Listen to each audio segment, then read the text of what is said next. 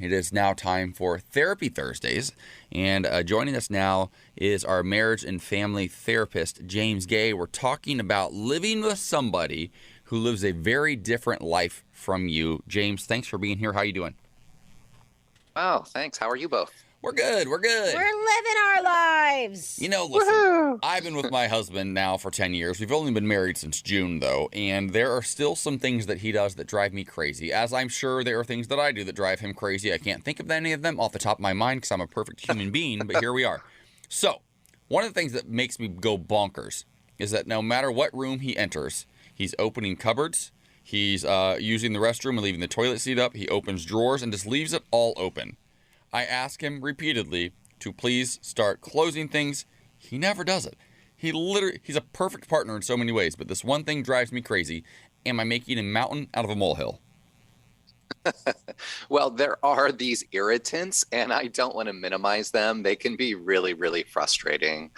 And yes, if they're small, it's kind of the price of admission for being in a relationship. But determining, whether or not it's something that's substantial or not, is also important. And I think that the sooner that we can recognize that and, accept our partner for their flaws or, doing things differently, they're not even necessarily flaws all the time. It's a different way of organizing or constructing a way of being in the world. And, I think the more that we can accept and appreciate that, the more we can enjoy the relationship. Okay, so what does a conversation look like? Because my partner chooses to save all the butter Tupperware and put things in them. Like, she saves everything. She cleans out candle holders. And she keeps them. And I like to throw everything away. So when she's not looking, I do throw it away. And then she notices. So it's the best way to have a conversation with your partner when it comes to having... Or a roommate, Or a roommate. When it comes to both getting your needs met, when it comes to... things like this.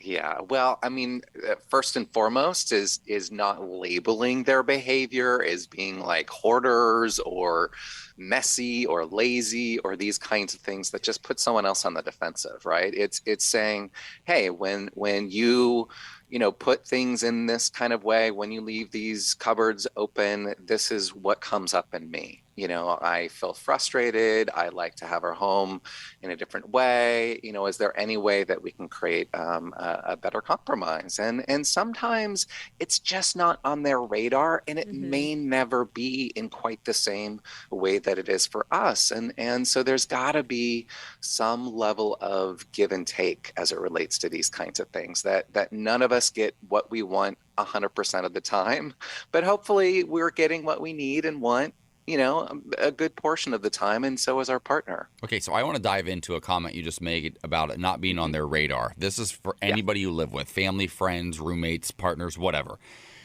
Because for me, what I've had to learn, I'm very much a type A personality, and my husband loves that about me, and it also drives him crazy. I think anybody who knows and loves me loves it and hates it about me. It's just who I am, right? It's kind of like, it's a package deal.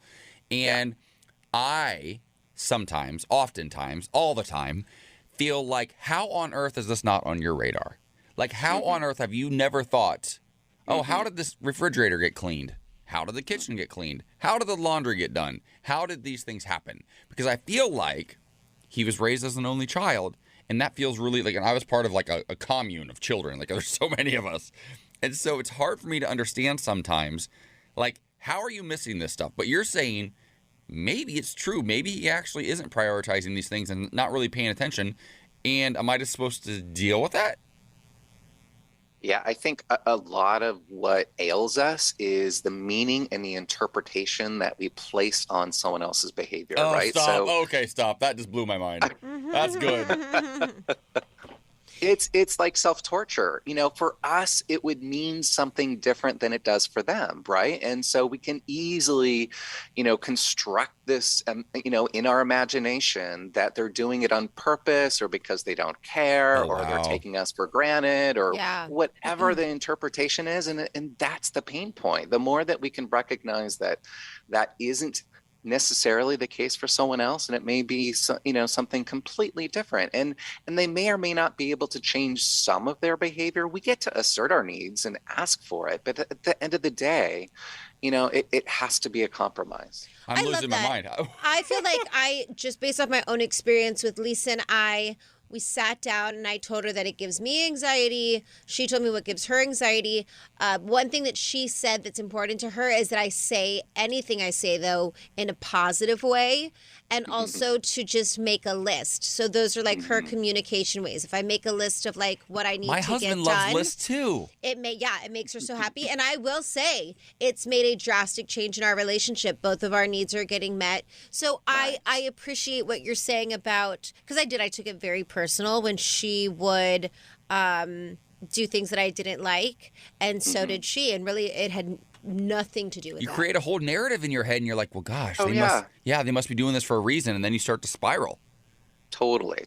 We all do it. We all have active imaginations when it comes to these things, but the more empathy that we can have for others, which really means not imagining ourselves as them, but stepping into their shoes with their background, their frame of reference, their brain, the way that their brains work, and recognizing that often it's just not about us. Yeah. You know what I'm going to do? I'm going to go home and open every single one of my cupboards and just leave them open as a sign of love and support. Perfect.